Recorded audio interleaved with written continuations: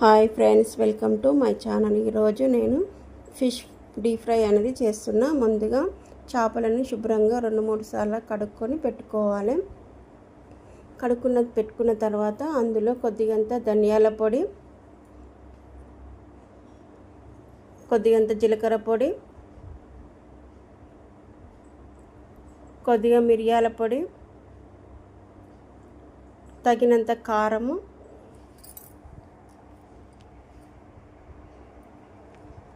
టేస్ట్కి సరిపడంత ఉప్పు, కొద్దిగా పసుపు, కొద్దిగా కార్న్ పౌడర్ వేసుకోవాలి. నేను అల్లం వెల్లిగడ్డ పేస్ట్ అనేది మర్చిపోయిన తర్వాత నేను వేసుకొని మళ్ళీ కలిపి పెట్టుకున్నా. అదొకటి నేను మర్చిపోయాను, మళ్ళీ తర్వాత అయితే కలిపి పెట్టుకున్నా. మళ్ళీ మీరు అల్లం వెల్లిగడ్డ అయితే పేస్ట్ అయితే వేసుకోండి. వేసుకున్న తర్వాత ఒక నిమ్మ చెక్కని అందులోకి గట్టిగా పిండి వేసేసుకోండి. వేసుకొని మొత్తము ముక్కలకి ఉప్పు, కారము, పిండి అన్ని మసాలాలంతా పట్టేలాగా మంచిగా కలుపుకోవాలి. కలుపుకొని ఒక 2-3 గంటల సేపు ఫ్రిడ్జ్లో అనేది పెట్టేసేసుకోవాలి. ఎందుకంటే ఉప్పు కారం మంచిగా పట్టుకుంటుంది. ఫ్రిడ్జ్లో పెట్టేసుకుంటే ఫిష్ ఫ్రై అనేది చాలా టేస్టీగా ఉంటుంది. ఇది అది ఫ్రిడ్జ్లో పెట్టేసుకుందాం. ఒక 2-3 గంటల సేపు పెట్టేసేసుకొని మనము స్టవ్ వెలిగించుకొని ఒక కడాయి పెట్టుకొని అందులో కావలసినంత ఆయిల్ వేసేసుకొని మంచిగా గరం అనేది కావాలి.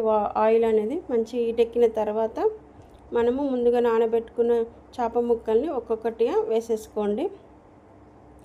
అన్నీ ఒక దగ్గర వేయకుండా విడివిడిగా వేసుకోవాలి. ఎందుకంటే మంచిగా డీప్గా మంచిగా ఫ్రై అవుతుంది, చాలా టేస్టీగా వస్తుంది. అన్నీ ఒకే దగ్గర వేస్తే ఒకటి కాలి ఒకటి కాలకుండా ఉంటుంది. అవి మంచిగా బ్రౌన్ కలర్ వచ్చేదాకా వేయించుకోవాలి. ఇది ముళ్ళు లేని చేప, చాలా బాగుంటుంది. పిల్లలైనా తినొచ్చు. గోలిన తర్వాత పక్కన పెట్టేసుకోవడమే. అదేవిధంగా ఇంకో కొన్ని చేప ముక్కల్ని గిట్ట వేసేసుకొని డీప్ ఫ్రై అనేది చేసుకోండి. ఈ చేపల ఫ్రై పప్పుచారు, పప్పుకి చాలా టేస్టీగా ఉంటుంది సైడ్ డిష్గా. ఒకసారి అయితే ఇలా ట్రై చేసి చూడండి. నేను ఈ విధంగా చేసిన, ఒక్కొక్కరు ఒక్కొక్క విధంగా చేస్తారు. ఒకసారి ట్రై చేసి ఎలా వచ్చిందో కామెంట్ రూపంలో తెలియజేయండి. లైక్ చేయండి, షేర్ చేయండి, కామెంట్ పంపండి ఫ్రెండ్స్. నచ్చితే మీ ఫ్రెండ్స్కి, మీ ఫ్యామిలీ మెంబర్స్కి షేర్ చేయండి.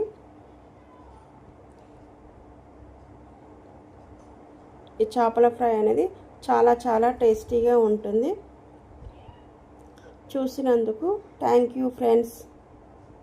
బాయ్.